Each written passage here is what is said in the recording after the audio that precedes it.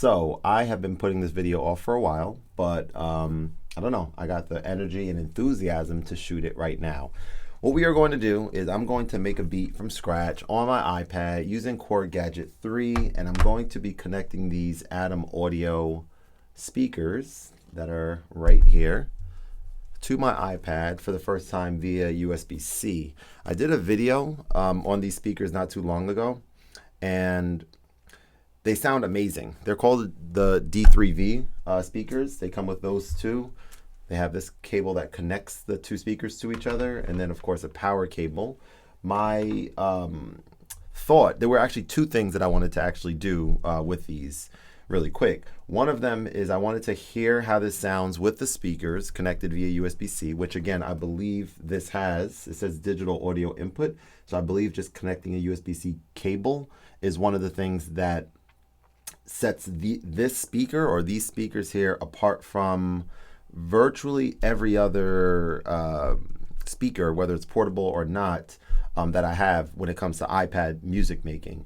And the reason that's important is because I've been doing music on the iPad for a number of years now, as you probably know. And I kind of took a little step away from iPad stuff. I've been doing, stuff for about a year on the MacBook Pro that I have, which I've been kind of exploring Ableton Live and having a lot of fun with that, I should say. However, there are certain things about making music on this slab that I really miss, and I think it's really, I don't know, important, right? The input, the microphone, the speakers, the touch, all that stuff, it's all capable like on this one device. Whereas when I'm making music on my laptop, I need a MIDI controller. Obviously the laptop has a microphone and headphones on it, but I'm gonna, connect headphones to it and have other things that make it a little bit less of a mobile sort of situation. And so the other thing with these speakers, in addition to USB-C, that I'm curious about, and I think I brought my headphones upstairs, or maybe they're down here. I have to double check. Yeah, they're right behind me. But Adam Audio has headphones, and you can connect any headphones, of course, here. But there's a headphone jack right on the front here, which to me, I'm really curious about, because this would let me sort of, interchange back and forth between, in theory, and we'll find out as I'm doing this, but it'll let me kind of go back and forth between hearing the sound and then like mixing with the headphones. And I understand these speakers and the headphones are like super flat audio. I'm not the mixing and mastering expert, but I understand that's something that's very important when you're wanting to get the sound to be natural, in your final music making stage. So I say all that to say I'm gonna go ahead and get these hooked up, and then next time you hear and see me, we'll have everything hooked up, and then we're gonna go ahead and give it a go. Let's do it. Actually, I'll just leave the video on while we're doing this. All right, so we're gonna plug this in. That was kind of weird, but whatever. We're gonna plug this in here, and then we're gonna come over here and plug this in to the other. Let's move this cable out the way. And yeah, I'm looking forward to this.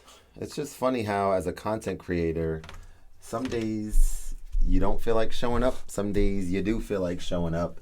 And I was a little tired just now. I have a long week ahead. I had a long weekend just now, et cetera, but I was actually laying down just now listening to Nintendo Voice Chat podcast. And I was just like, you know what? I want to get up and I want to shoot this video now. And here we go, right? So plugged it in. So we're good to go there. I'm going to take this USB-C cable and I'm going to plug this in and we're going to get going. So let me show you guys what I got, right? So I got the speaker there. I plugged the cable in right over there. Then I have this other speaker right in front of me. And then I got a white USB-C cable that matches the speakers. Ooh la la. So this should work in theory. Plugging this in just like that. Let's see if there's any settings or anything else that I need to do on here. I think that I'm not going to need to do anything else specifically, but let's find out together. So let's turn the volume up. Let's go. These say when you plug this into the iPad too, it says like, are you plugging this into a if you switch devices, you can update. Are you connecting a pair of headphones? So this is technically considered an other device. So we're going to do that. We said Gadget 3. Let's start with Gadget 3. I'm eventually, what in the world?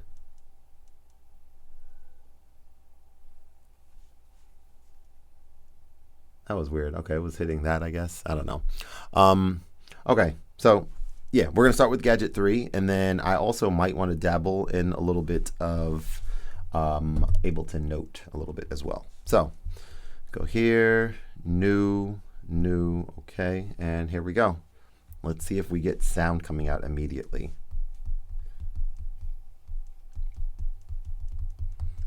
No sound. The digital input needs to be selected. See chapter 5. The digital input. Okay, so here we go. To reproduce digital audio from your source, the digital input needs to be selected. See chapter 5. Use of rotary front knob and LED states. We figured it out. We figured it out. We figured it out. See, you can't get frustrated. You got to just go with the flow sometimes. You got to go with the flow. Now, manual RTFM. Read the manual. Now, there are some buttons on here.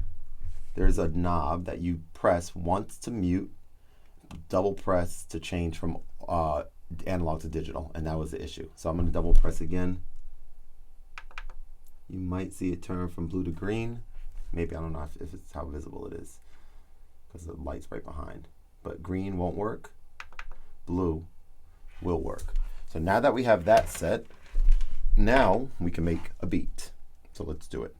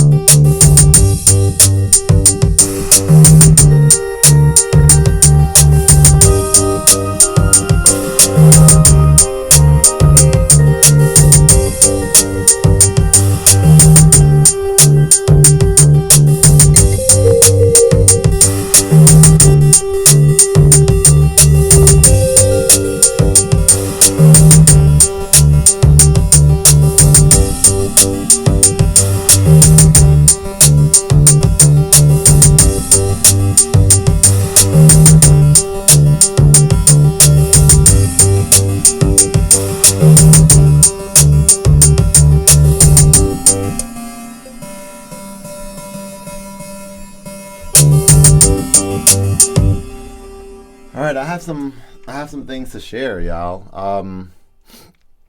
This is quite massive. Now, there's a couple things I want to actually talk about really quick. And I don't at all expect this to work the way that I'm hoping that it might. But first of all, the sound is incredible. So an update for you guys is these speakers sound extremely good. They work extremely well. They sound extremely good. Having the USB-C audio input is amazing. I didn't connect these yet to see how this sounds and how seamless, I guess, it would work. I imagine the moment you plug these in, I think it's going to take... I just rolled over this. I got to be a little careful. I think it's going to take over the sound. Let me just check that real quick while I'm talking to you guys. So I think if I plug that in, turn the volume down a little bit, hit play. Yeah, and it sounds extremely nice, and it just sounds really, really good. So I don't want this video to be too long. I just want to say that for the price for these speakers and for these headphones. Now, I got to be honest with you with the headphones too. So these headphones, these are not the most comfortable headphones for my head. So what I feel is I feel snug, but I feel pressure like on the jaw. Okay, feel pressure on that area that maybe I don't know, but I don't know if that's good or bad or whatever. I just know that they're a little bit too snug on my head with that, and maybe that's the way that they should be when you're trying to get a closed sort of situation. I'm not exactly sure. I want to come clean and come correct about that. I know people who have these headphones and they don't have that issue. So maybe that depends on the size and shape of your head, whatever. The last thing that I want to check out, however, is I don't think this is going to work this way. I believe these need to be powered up with the power cable no matter what. It would be amazing if you didn't need power, if you can just plug it in via USB-C. I don't think that's how these are going to work. I'm almost positive that the moment I unplug the power cable, which I'm going to try, is going to remove any such power in the unit. Right? Of course it's going to. Of course it's going to. That's maybe asking for too much. But ultimately, yeah, in terms of like a portable setup, these speakers sound amazing. I think anyone with an iPad specifically should definitely give these a look. Now, these could very easily just the same exact way be used with my laptop, right? When I'm doing stuff in Ableton, I can just have that one USB-C cable and do digital audio, which I really like digital audio over USB. I'm a fan of that. So we'll end with that. I just want to say thank you for watching the video. Check out Khordmaster Substack. I'm telling short stories on there, and I think it's something that is very, it's just very fun to do and fun to get information out there to you guys through these short stories of things that I've lived in my life, inspired by true events, so to speak. So definitely check that out if that's something that you're interested in. Other than that, shout out to Adam Audio. I'll have a link to their page in the description and the first comment below. And just want to say thank you for taking the time to watch today's video. This was it took a while for me to make this video. Again, I don't know the exact reason for it, but I'm just kind of going with the flow. When I feel the passion and desire to be creative, that's when I like being creative. And today I was excited to do this. I got a little frustrated in the middle because I wasn't reading the manual, but once you figure out that double click thing, I was good to go. And it just reminded me about how much I really enjoy making music on the iPad. All right, thank you for watching. Have a good one. Peace.